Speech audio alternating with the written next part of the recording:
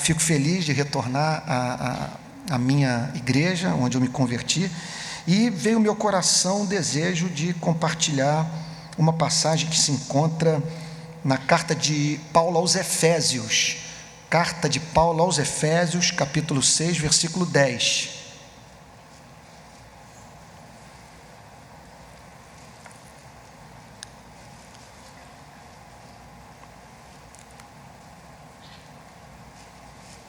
Todos acharam? Eu vou ler, vou fazer a exposição da passagem e na esperança que o Espírito Santo nos ajude a entender o sentido do texto e vê-lo aplicado em nosso coração, nos preparando para a vida e nos aproximando de Deus, nos tornando mais dependentes da sua graça, da sua misericórdia, mais disciplinados na nossa vida espiritual.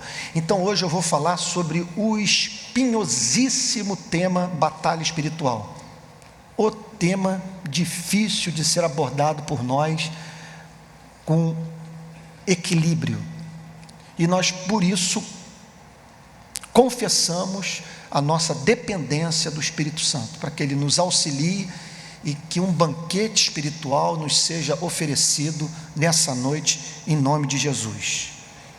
Efésios capítulo 6, versículo 10. Quanto ao mais, esse quanto ao mais pode significar não apenas a introdução ao final da passagem de Efésios, do capítulo 6, quer dizer, do livro inteiro. Ele pode significar, e esse é o ponto de vista de John Stott, que o apóstolo Paulo esteja fazendo menção sobre este tempo que vai da primeira vinda de nosso Senhor e Salvador Jesus Cristo até o seu retorno. É uma palavra de exortação que tem a ver com a forma como a igreja deve encarar este presente século até o fim do mundo, até a parousia, até a manifestação plena de Deus. Eu abro um parênteses aqui para lhes dizer o seguinte: eu não tenho o mínimo constrangimento intelectual de falar sobre o fim do mundo, que essa presente ordem vai passar.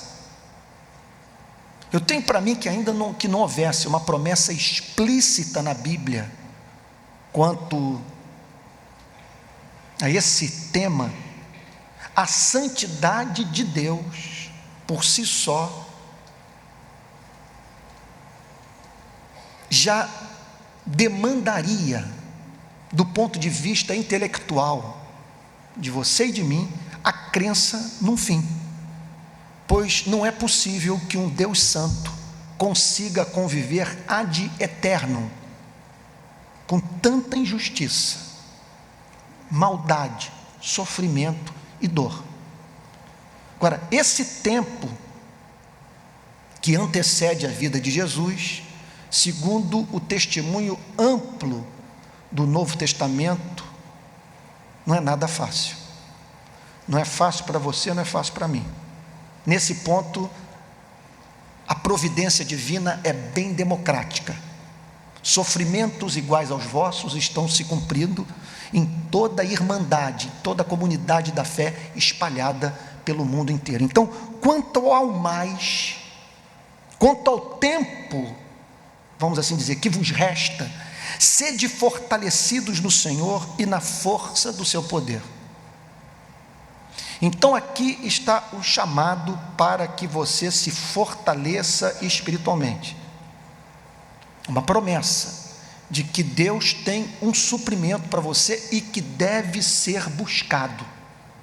O que essa passagem está dizendo é que não há espaço na espiritualidade cristã para uma espiritualidade passiva, em que você aguarda que alguma coisa de sobrenatural aconteça em seu coração, a fim de que você seja introduzido numa nova esfera de comunhão com Deus. A Bíblia apregoa uma espiritualidade ativa, em que a presença de Deus é decididamente buscada. Fortalecei-vos no Senhor e na força do seu poder. Com isso, a palavra de Deus está dizendo com muita clareza que há um Deus real e que promete para o seu povo a comunicação de uma graça que o não cristão não conhece. É uma promessa circunscrita à comunidade da fé, uma promessa para você e para mim: fortalecei-vos no Senhor e na força do seu poder. Ou seja, que alguma coisa que nós podemos auferir da parte de Deus, mediante busca não espasmódica, consciente, apaixonada, e que nos prepara para alguma coisa sobre a qual o apóstolo Paulo passa a falar. Então, quanto ao mais, sede fortalecidos no Senhor e na força do seu poder. É mais do que você está intelectualmente envolvido com as Sagradas Escrituras. É alguma coisa que lhe é comunicada. É algo que tem íntima relação com a chamada experiência pentecostal. Fortalecei-vos no Senhor e na força do seu poder. É experimental e deve ser buscado constantemente, uma vez que a Bíblia testemunha e a biografia dos santos de Deus nos ensina que a bênção que valeu para o passado, de certa forma, não vale mais para o presente, precisa ser renovado. Pois se você não buscar o maná cada manhã, ele apodrece. Fortalecei-vos no Senhor e na força do seu poder. É óbvio que isso está dizendo, está nos ensinando que não há feriado no mundo espiritual. E como costumavam dizer os irmãos puritanos, separe tempo para ser santo. Fortalecei-vos no Senhor e na força do seu poder. O que o texto está dizendo é: em vez de você ficar esperando que as circunstâncias da vida militem em favor da sua felicidade, procure o poder de Deus, porque a vida é dura, curta e incerta, é batalha sem trégua ininterrupta. Fortalecei-vos no Senhor e na força do seu poder. A partir do verso 11, o apóstolo Paulo passa a falar sobre o porquê de nós termos que buscar esse revestimento de poder. É alguma coisa que o fortalece, é alguma coisa que aviva as suas afeições, é algo que ilumina a sua mente, é algo que o mantém vivo. Fortalecei-vos no Senhor e na força do seu poder, revesti-vos de toda a armadura de Deus.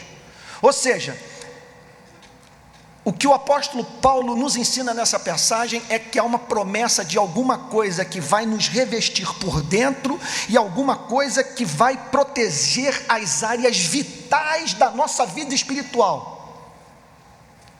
Não é algo que vai nos impedir de derramar lágrimas, mas é alguma coisa que não nos que impedirá que nós nos tornemos como meninos agitados de um lado e para o outro por qualquer vento de tribulação. É alguma coisa que vai guardá-lo, é alguma coisa que, apesar de toda pressão infernal, vai impedir que você seja atingido no coração, sendo levado a perder o ser, perder o amor, perder a vontade de viver em santidade, perder o encanto por Deus. Fortalecei-vos no Senhor e na força do seu poder, revesti-vos de toda a armadura de Deus. Para quê? E aí então nós somos introduzidos a um tema dos mais espinhosos. Dos mais espinhosos porque não há uma evidência empírica para a existência deste mundo sobre o qual Paulo passa a falar.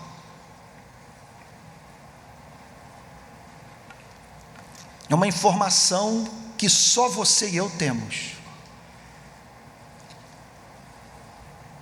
Para poderdes ficar firmes contra as ciladas do diabo. E aí então, o apóstolo Paulo explica por que você deve procurar esse poder e buscar em Deus esta proteção para as áreas mais nobres do seu ser. Proteção para sua mente, para suas afeições, proteção para a cidadela da alma, que a Bíblia chama de coração. Por que você precisa desse poder e desta proteção? Então aqui todo romantismo é eliminado, porque o apóstolo Paulo nos remete para esse mundo sombrio, escuro e de certa forma assustador. O que ele está dizendo é que existem seres malignos, invisíveis, pessoais, inteligentes, que não têm interesse na sua e na minha felicidade. Falando de uma forma mais específica, esse mundo não tem interesse na sua e na minha felicidade em Cristo. O que esse mundo não quer é que nós sejamos felizes em Cristo, que vivamos em Cristo e para a glória do Pai. O texto diz: para poderdes ficar firmes, para que você então permaneça inabalável, para que você não caia naquilo que o texto chama de ciladas do diabo, que é alguma coisa que é plantada na sua vida visando roubar sua alma, privá-lo da comunhão com Deus. Ciladas. Que ciladas são essas? Martin Lloyd-Jones, no seu comentário sobre a carta aos Efésios, enumera algumas dessas ciladas. Nesse sentido, vale a pena abrir um parênteses aqui para indicar alguns livros sobre batalha espiritual que têm resistido aos anos, os séculos, e que têm alimentado a vida espiritual de homens e mulheres cristãos no mundo inteiro. Cartas do Inferno para o Seu Aprendiz, de C.S. Lewis. Os 2 livros de Martin Lloyd-Jones sobre o capítulo 6 da carta aos Efésios. O Cristão na Sua Armadura Completa, de William Gurnall. E Preciosos Remédios contra os Ardis de Satanás, de Thomas Brooks. São clássicos da literatura sobre o tema. Também recomendaria o comentário de John Stott sobre a carta aos Efésios. E Martin Lloyd-Jones enumera essas ciladas. Poucos livros me ajudaram tanto, talvez, a entender esse mundo, quanto Preciosos Remédios contra os Ardis de Satanás, conforme acabei de mencionar, do puritano inglês Thomas Brooks, e as pregações de Martin Lloyd-Jones sobre essa passagem. Que ciladas são essas? Que têm poder de causar desequilíbrio na nossa vida e arruinar a nossa jornada espiritual.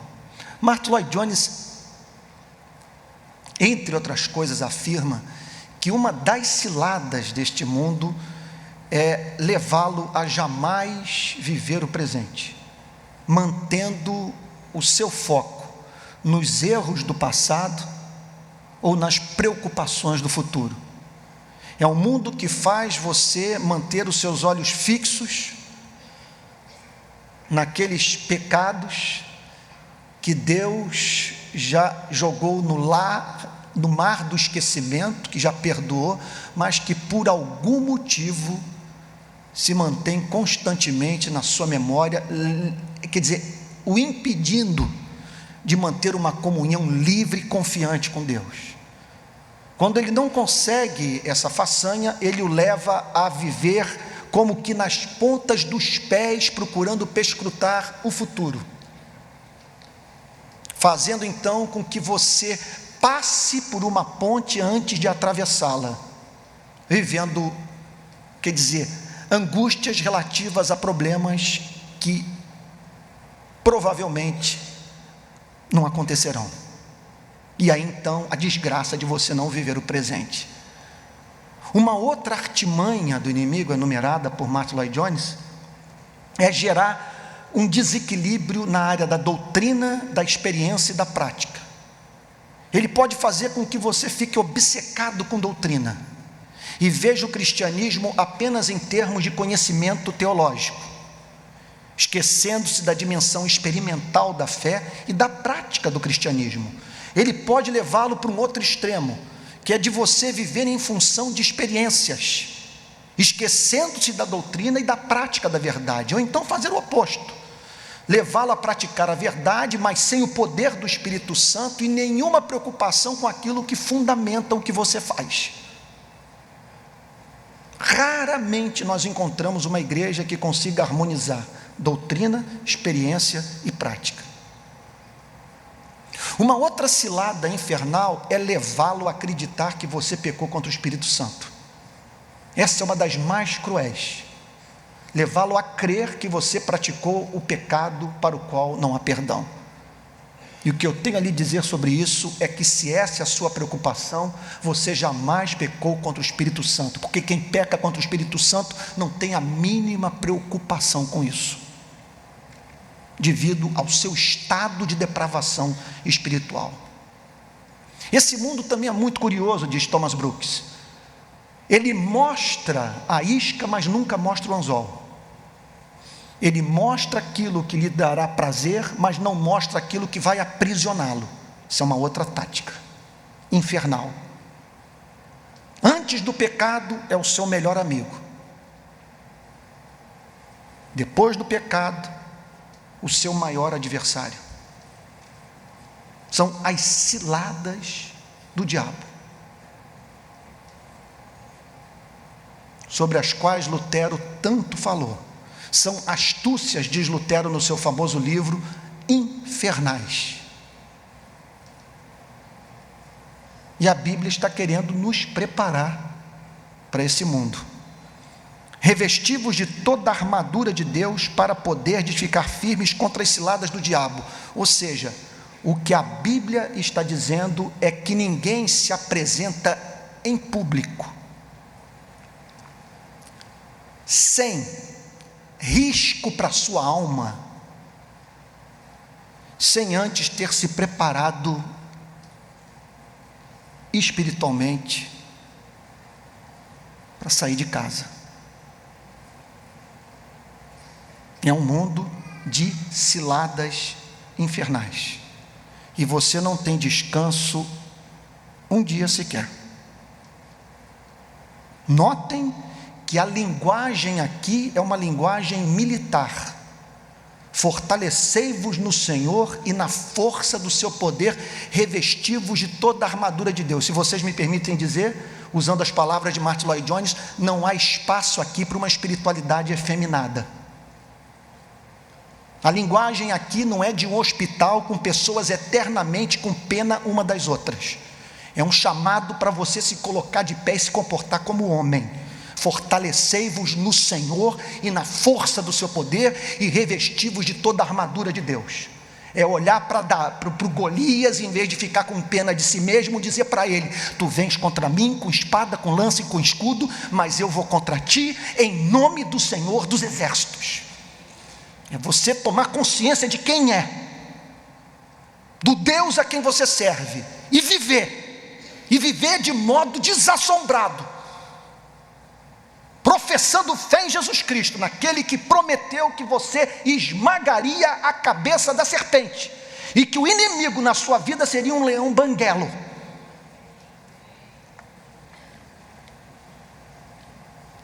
Mas desde que você viva como crente. Verso 12: porque a nossa luta, há uma luta. Toda espiritualidade que tenta tornar as coisas mais fáceis para você, dizendo que a saída é descansar em Cristo, é discurso de seita, não é mensagem do Evangelho. Você não encontra isso na biografia dos grandes santos de Deus. você vê todos como que preparados para a batalha.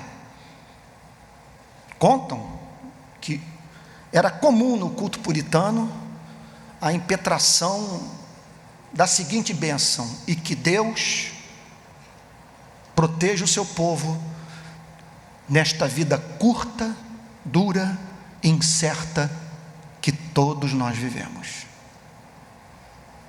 Porque a nossa luta, há uma luta.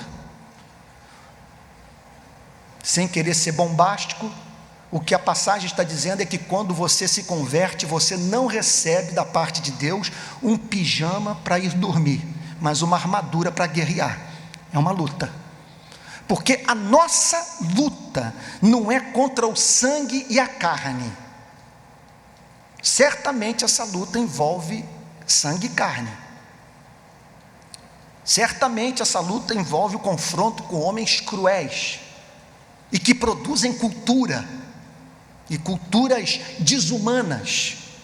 Certamente essa luta é contra uma realidade socialmente construída pelo próprio homem e que cria culturas dentro das quais nós não podemos viver.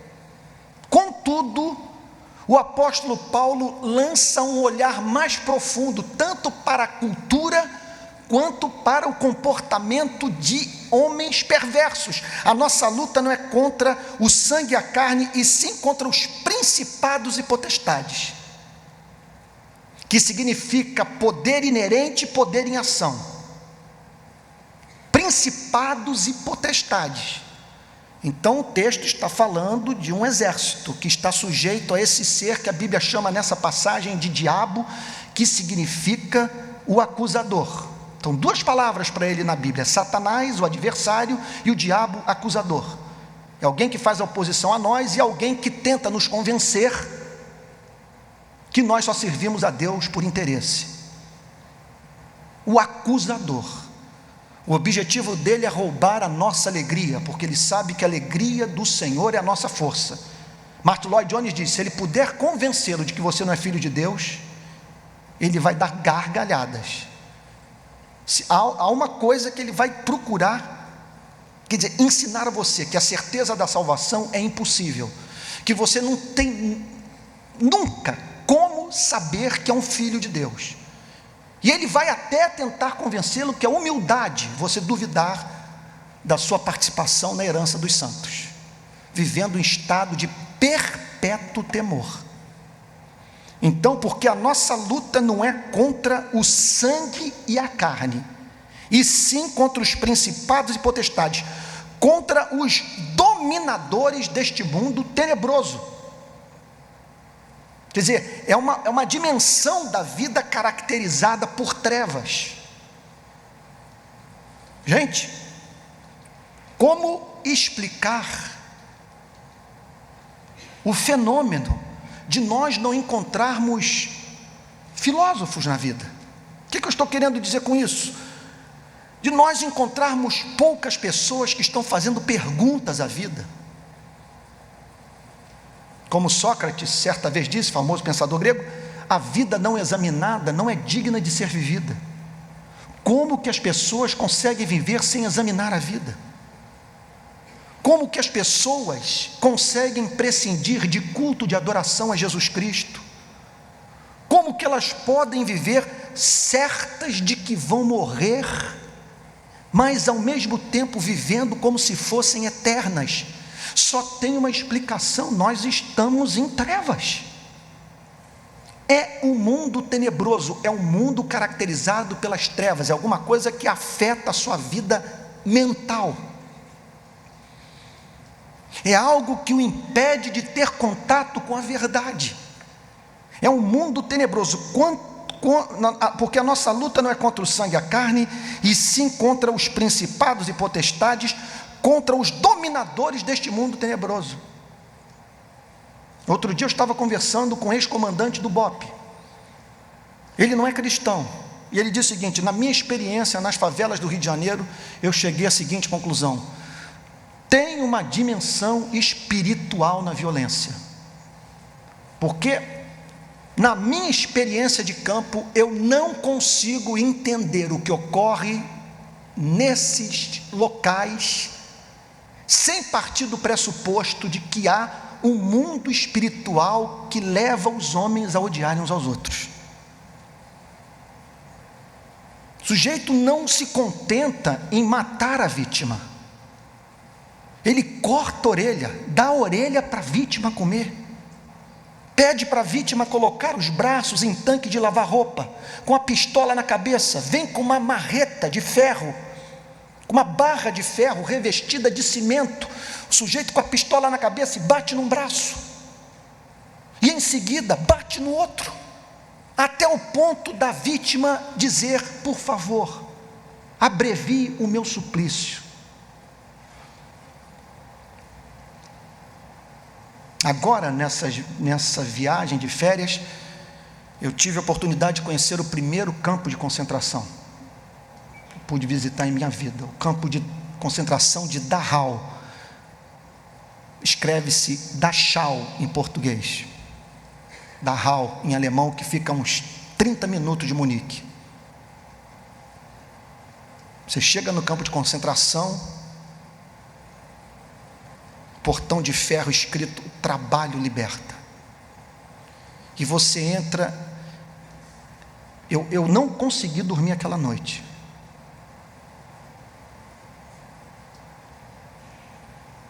As prisões, as camas, as câmaras de gás, escrito lá sala de banho, e o lugar de onde o gás saía para matar as vítimas. As histórias de horror. Como pôde acontecer? É um mundo tenebroso, um mundo onde a criatura odeia o Criador, um mundo de aversão a Deus. Quer dizer, um mundo que nos levou a termos como maior amor nas nossas vidas nós mesmos, e por isso nós mentimos 24 horas por dia, mentimos o tempo todo, pois o nosso interesse está sempre envolvido, e de tão loucos de amor que somos por nós mesmos, nós passamos por cima da verdade do próximo. É uma ilusão. Eu já disse isso para vocês numa outra ocasião, pregando aqui na Betânia, que quando o Senhor Jesus diz: amarás o teu próximo como a ti mesmo, Ele está nos ensinando a, primeiro lugar, nós amarmos a nós mesmos, para finalmente, aí sim, nós aprendemos a amar o próximo. Jesus dá como líquido e certo a paixão que você tem pela sua vida, o amor que eu tenho por mim mesmo. Nós somos loucos de amor por nós mesmos. E como explicar isso? Quando nós sabemos ao mesmo tempo que não somos autossuficientes, que dependemos de Deus e do próximo para sermos felizes, que dependemos de quem troque as nossas fraldas, de quem faça exame de próstata em nós, de quem nos ensine o alfabeto.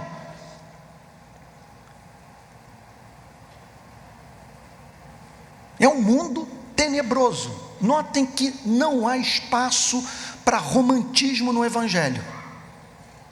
O que a Bíblia está dizendo nessa passagem é que é pedreira viver. E eu tenho que lhes confessar, o que me chamou a atenção para esta passagem foi o sofrimento da minha própria vida, as lutas que eu tenho enfrentado, que eu só posso atribuir às hostes infernais, que desde que decidi fazer algumas coisas para Deus, eu sou tentado terrivelmente todos os dias, com pessoas me odiando de modo gratuito, colocando na minha boca o que eu nunca falei.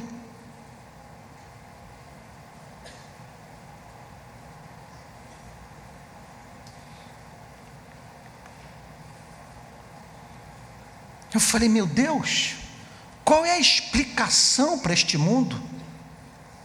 E quando eu vejo esse mundo na perspectiva da experiência dos cristãos, da própria igreja, com as nossas divisões, com a nossa falta de amor verdadeiro, com as relações descartáveis. A pessoa está aqui hoje, demandando amor, atenção da parte da igreja, no minuto seguinte ela desaparece sem dizer adeus. E é um mundo tenebroso. E o apóstolo Paulo diz: porque a nossa luta não é contra o sangue e a carne, e sim contra os principados e potestades, contra os dominadores deste mundo tenebroso, contra as forças, são forças espirituais, são inteligências. A coisa é plantada na sua vida, não é contingência, não é uma lei de causa e efeito cega. O negócio é montado para te quebrar, para silenciá-lo, para roubar sua alegria, para destruir sua reputação. É isso que o apóstolo Paulo está dizendo. E eu confesso a vocês, gente, eu não posso ficar aqui envergonhado de falar sobre essas coisas. Presumo que o culto esteja sendo transmitido online, e pessoas podem agora pegar a mensagem e espalhar pelo Brasil dizendo que eu creio em demônios. O que eu tenho a dizer sobre esse tema? Primeiro, afirmo por um lado que a ciência não tem o que dizer sobre isso, não tem como provar, não tem como refutar, mas eu estou intelectualmente convencido que Jesus Cristo é a verdade. Tenho provas sobejas para acreditar que Jesus Cristo é a luz do mundo, e Jesus Cristo fala sobre demônios, fala sobre esse mundo. O que eu posso fazer? E quando eu olho para a vida, sou levado a crer que tem que haver alguma coisa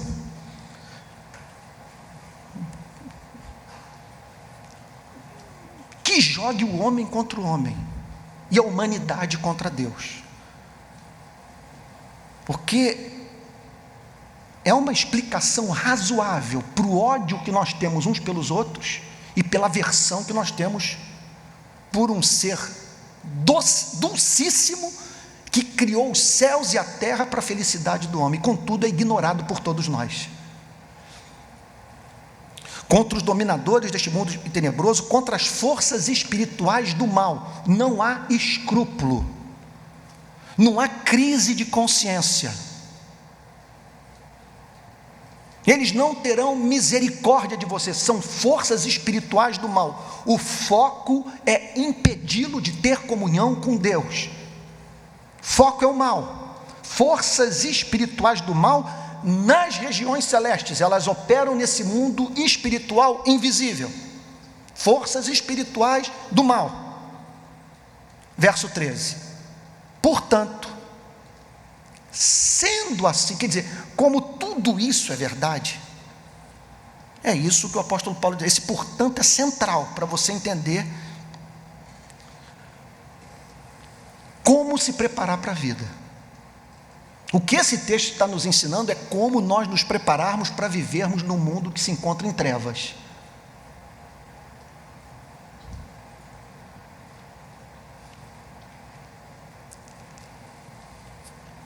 Portanto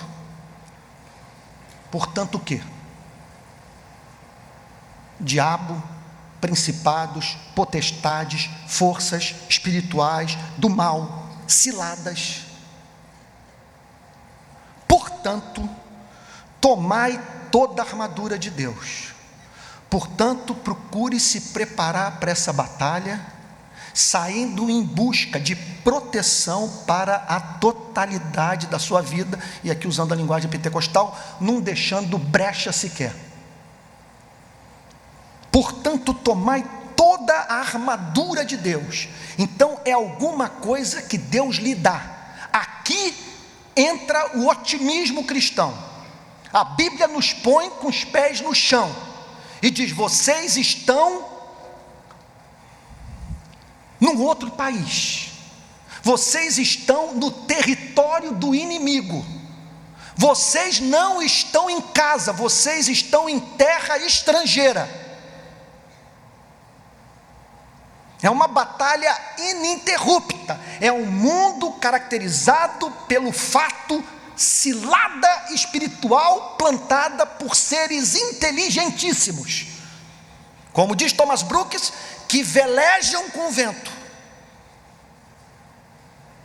que se fazem valer das suas circunstâncias de vida para empurrá-lo na direção do pecado que lhe é mais próximo. Mas a partir desse versículo vem o Evangelho, vem a Boa Nova, e o texto nos ensina que Deus tem algo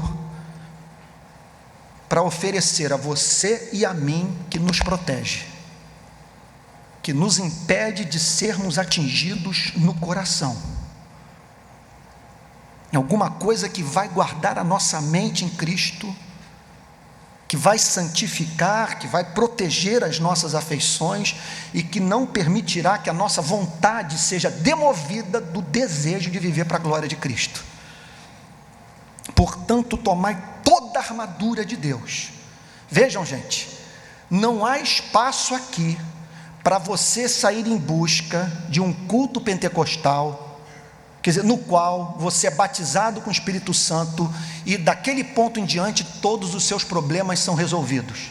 É tomai diariamente toda a armadura de Deus. Você tem que ir para a cama com ela, você tem que dormir com essa armadura, pois como um antigo pregador puritano certa vez disse, até uma mosca ousa pousar sobre o focinho de um leão que está dormindo. Tomai toda a armadura de Deus. Não, repito, não há, a frase não é minha, não há feriado no mundo espiritual. Tomai toda a armadura de Deus para que possais resistir. Mais uma vez a nota de esperança: você não tem que necessariamente ficar à mercê desse mundo, é possível resisti-lo. É possível você receber da parte de Deus sabedoria para viver prudentemente, evitando assim essas ciladas infernais, para que possais resistir. Resistir quando?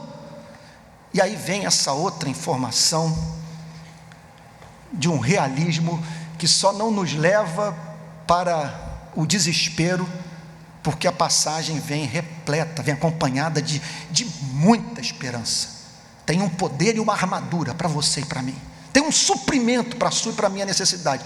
Mas o texto está dizendo o seguinte, que os dias são em geral maus, mas há dias especialmente maus. É o dia mau.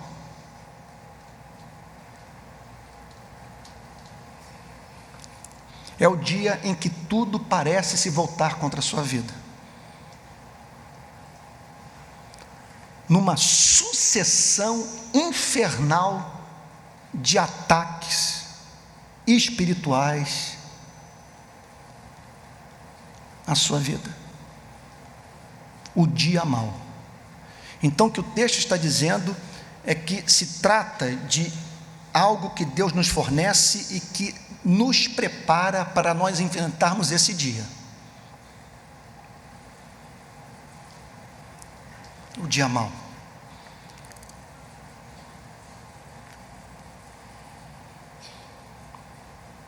Portanto, tomai toda a armadura de Deus para que possais resistir no dia mau, e depois de terdes vencido tudo, permanecer inabaláveis. Então aqui a nota de esperança novamente.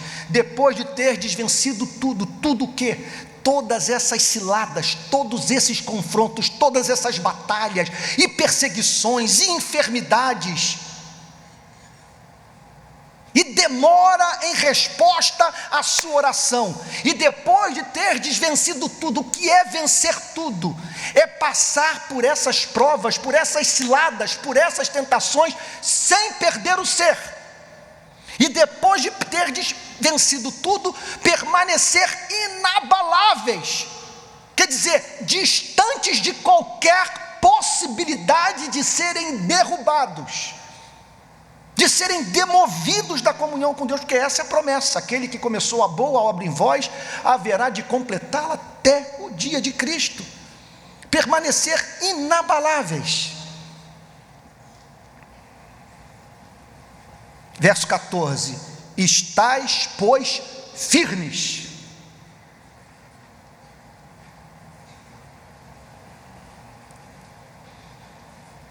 É você tomar consciência de quem você é. Estais, pois, firmes, cingindo-vos com a verdade. Quer dizer, é alguma coisa que segurava a veste, a túnica que vinha por dentro da armadura, tal como eu estou vestido hoje aqui. Estou aqui com um cinto. Naquela época tinha aquelas vestes longas, e eles vestiam, quer dizer, e eles se cingiam para que aquela roupa não ficasse solta, e facilitasse assim o movimento, e eles então não viessem a tropeçar. Então, cingindo-vos com a verdade. O que o texto está dizendo, portanto, é que a verdade existe, que ela pode ser conhecida pelo homem, e que a verdade é aquilo que o faz sentir-se firme, é aquilo que lhe dá firmeza à vida. Gente, não há cristianismo sem escola dominical, sem leitura de bons livros, sem meditação nas Sagradas Escrituras.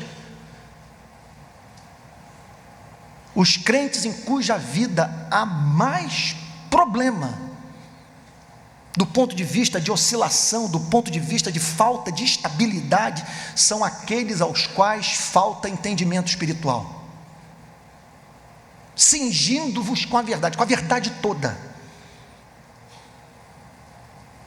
Quer dizer, não deixando partes soltas na sua vida intelectual, cingindo-vos com a verdade, vestindo-vos da couraça da justiça. Quer dizer, é alguma coisa, quer dizer, uma couraça que servia para proteger as partes vitais do soldado, e ela é chamada aqui de couraça da justiça. Não tenho tempo aqui, meus amados irmãos, para lhes provar que certamente o apóstolo Paulo está falando aqui sobre a doutrina da justificação pela fé, porque ele está falando de alguma coisa que o protege, e que é chamada de couraça da justiça.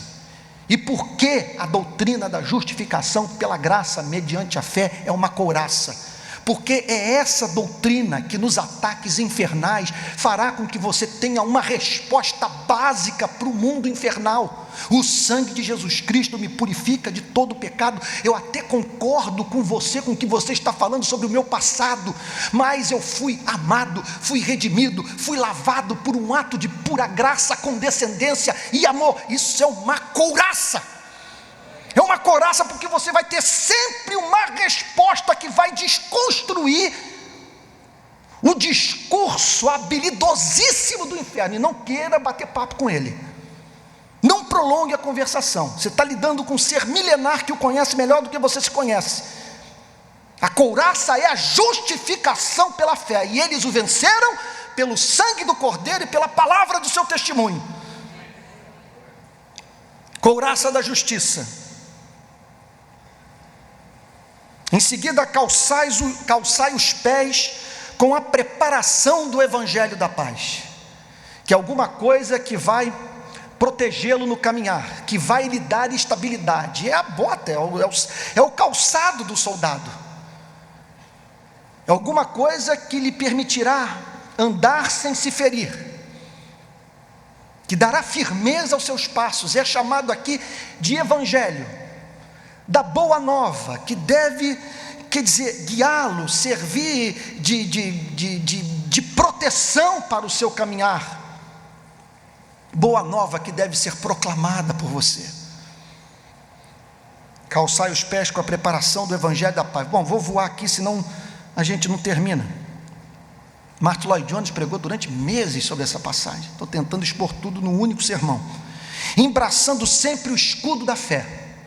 Segundo John Stott, é um escudo de 1,20 m, de 75 centímetros de largura. Eram duas madeiras, tipo madeirite, juntadas uma na outra e cobertas por uma cobertura de couro. E ele fala então aqui sobre embraçando sempre o escudo da fé.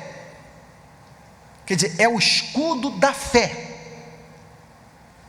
Então, quer dizer, é a fé que serve como arma de proteção. Para que espécie de ataque? O texto diz: com o qual podereis apagar todos os dardos inflamados do maligno. Quer dizer, o apóstolo Paulo era um expert em PM, Polícia Civil, BOP, ele conhecia essa gente. Quando ele escreve essa carta, ele estava preso, amarrado a um soldado romano, ele conhecia todas essas peças, todas essas táticas, todas essas técnicas de guerra, e ele estava familiarizado com o dardo inflamado que era lançado, e a necessidade do soldado estar sempre com o escudo, porque, meus amados irmãos, esses dardos inflamados, é claro que ele está falando aqui de alguma coisa que tem a ver com o mundo mental, seu e meu, é alguma ideia, algum conceito,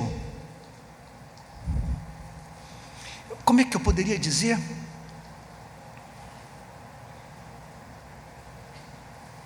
Alguma forma de pegar um lado isolado da verdade e apresentar a você como verdade completa, um dardo.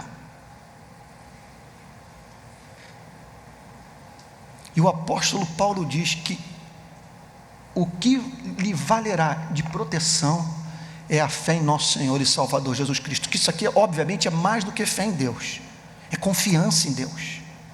O dardo é lançado e seja qual for a tentação que é enviada com o propósito de incendiar a sua carreira, há um contra-argumento, baseado em fé, baseado em promessa, que lhe permite neutralizar aquilo que foi lançado e que foi lançado para roubar sua alegria em Cristo. Embraçando sempre o escudo da fé, com o qual podeis apagar todos os dardos inflamados do maligno. É uma coisa que vem das profundezas do inferno mesmo.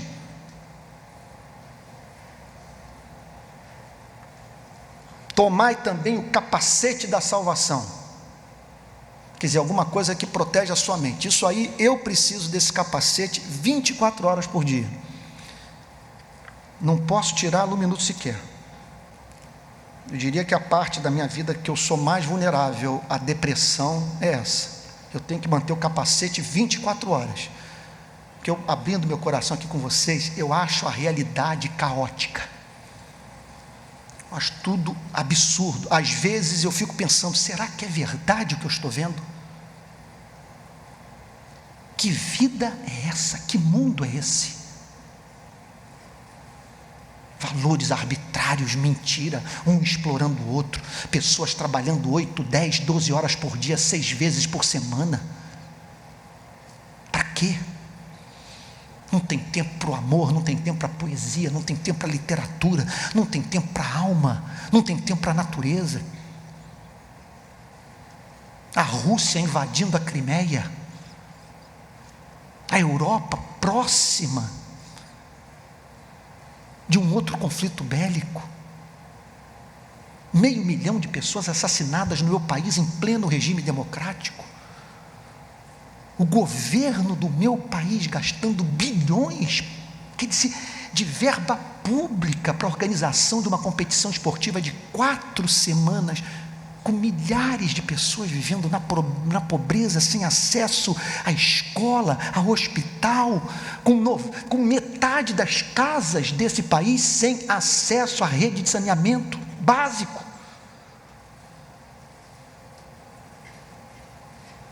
Então, como que o capacete da salvação funciona? Ele protege a sua mente, porque você olha para tudo isso e diz: há uma salvação, meus pecados foram perdoados, Deus está operando na história, Ele está reunindo os eleitos para viverem para sempre para o louvor do seu nome. Jesus Cristo vai voltar, Deus vai dar um basta, todos os homens e mulheres vão ter que comparecer diante do seu tribunal, e um dia novos céus e nova terra serão formados, e não entrará na nova Jerusalém nenhum imundo, nenhum profano, e não precisará essa cidade da luz do sol, porque a glória de Deus iluminará todos. Pronto, fim da depressão. O dardo é enviado, mas enfrenta uma mente protegida pelo Evangelho de Jesus Cristo. Gente, repito, não há espaço no cristianismo para cristianismo efeminado. É luta, é batalha, é você tomar consciência que está numa guerra e se preparar para ela, em vez de ficar com pena de si mesmo. Fortalecei-vos no Senhor e na força do seu poder. Tomai toda a armadura de Deus e saí pelo mundo de modo desassombrado, lutando pela justiça, proclamando o Evangelho, glorificando o seu Deus. Essa é a linguagem do texto. A linguagem é muito clara.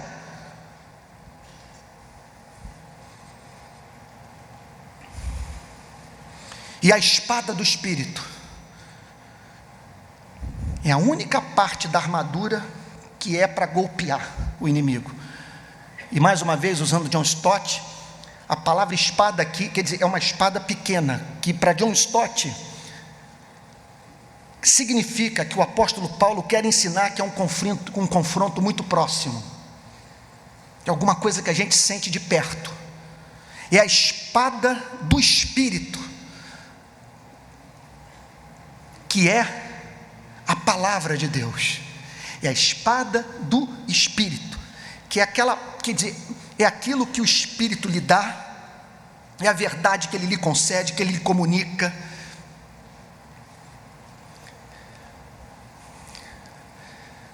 Acompanhada da habilidade que ele lhe dá para usar essa mesma espada para ferir o inimigo. Por isso que a Bíblia diz: sujeitai-vos a Deus, resistir ao diabo e ele fugirá de vós.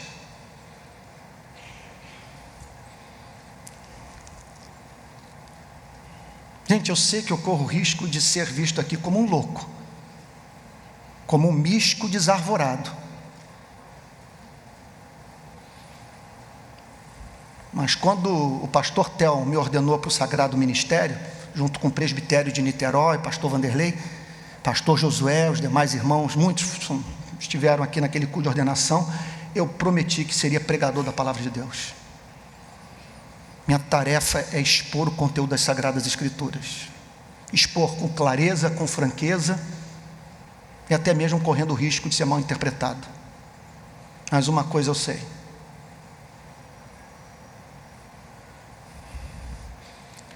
que se por um lado a pregação não deve ser alarmista, por outro lado ela não pode ser temerária. E vocês vão sair daqui e amanhã amanhecerão para enfrentar a segunda-feira. E eu prefiro, à luz desse texto, dizer: preparem-se. Vai haver poesia, os passarinhos cantam, há espaço para o amor, Ele é o nosso pastor, nos leva para os pastos verdejantes, para as águas tranquilas.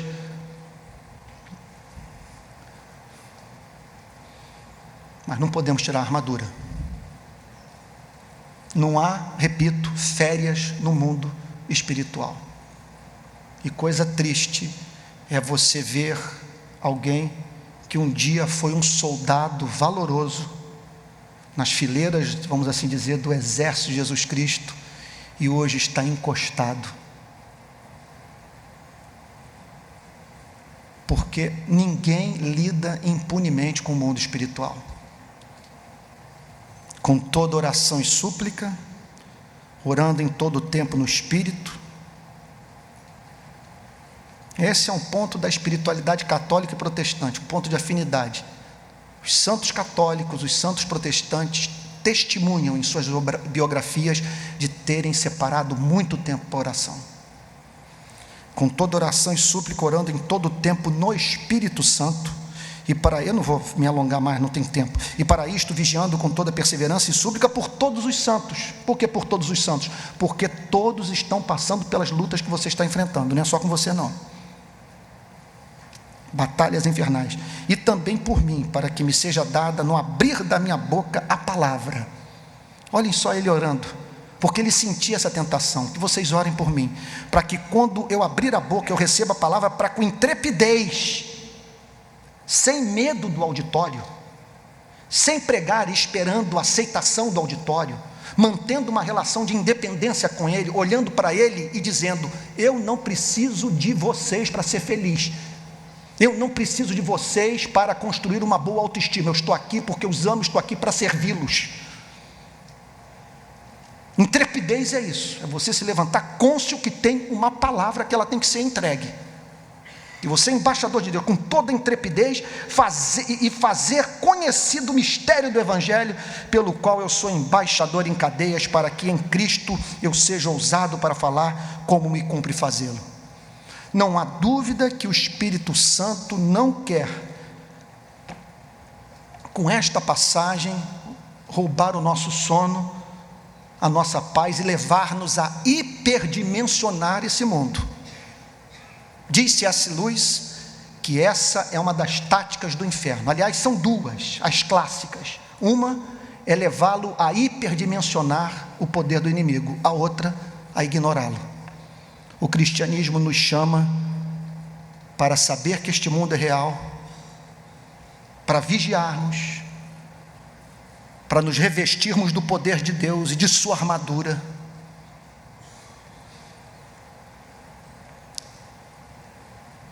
e vivermos, conforme acabei de mencionar, de modo desassombrado, porque o Senhor é o nosso pastor e nada me faltará, porque Deus não nos tem dado espírito de covardia, mas de poder, de amor e de moderação. Que Deus lhe dê graça, que nessa noite você receba uma poderosa visitação do Espírito Santo, algo que o aqueça, que o ilumine, que o fortaleça, que renove os seus motivos para servir a Jesus Cristo. Que nessa noite você seja revestido dessa armadura, receba essa proteção para o seu coração, para a sua mente, o que vai representar lá na frente que você não se torne presa das circunstâncias da vida. O que o texto está dizendo é que a graça de Deus produz na sua e na minha vida uma certa independência em relação a este mundo.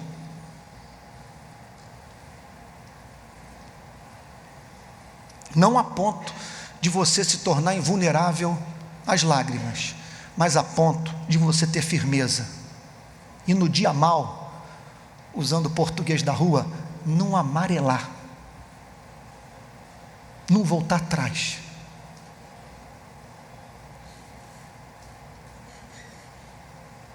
Eu concluo mencionando aqui uma experiência que marcou profundamente no ano passado, quando visitei Omaha Beach, uma das praias onde houve o desembarque da Normandia. Eu estava com um amigo e nós tivemos que parar para orar e agradecer por aquela geração de homens. Duas coisas nos chamaram a atenção. Primeiro, o mar, os bunkers alemães e nenhum local de refúgio na praia. Os soldados ingleses, americanos, australianos não tiveram para onde correr. Eles, muitos, foram mortos dentro daquelas balsas.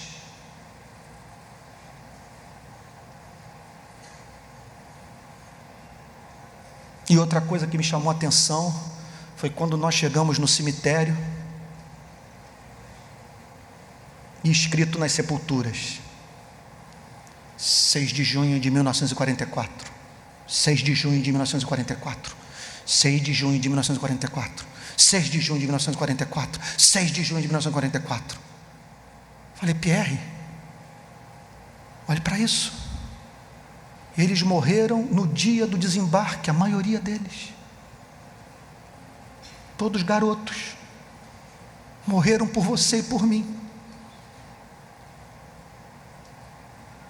Irmãos, definitivamente, eu gosto mais da linguagem do exército que do hospital quando o assunto é igreja.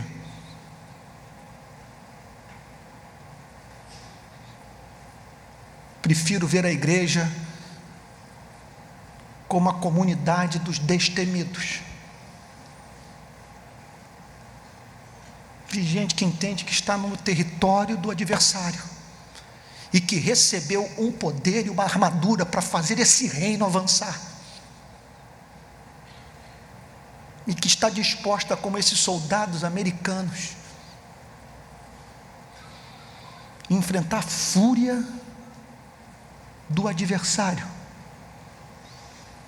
mas por um motivo muito mais excelso do que a democracia e a liberdade, que é a glória de Deus, a glória do seu reino. É para essa vida que Deus nos chama, e que nessa noite você seja batizado com o Espírito Santo, que nessa noite o Espírito revista, que nessa noite você permita que a sua vida seja revestida, que você tome esta decisão, que você deixe de manter uma espiritualidade passiva, que você seja ativo nessa busca, que você se agarre ao anjo do Senhor e diga: não te deixarei enquanto tu não me abençoares, e que você receba esse revestimento, receba esta proteção, e se levante daqui para viver uma vida feliz, uma vida plena, firmada no Senhor seu Deus, para a glória do seu nome, para fazer história, para fazer esse reino avançar. A linguagem é essa: para permanecerdes firmes, para que não haja oscilação, para que você tenha estabilidade, pois essa é a vontade de Deus para a sua vida, e isto é possível mesmo neste mundo tenebroso, porque a boca do Senhor o diz. Vamos ficar de pé e vamos orar? Amém.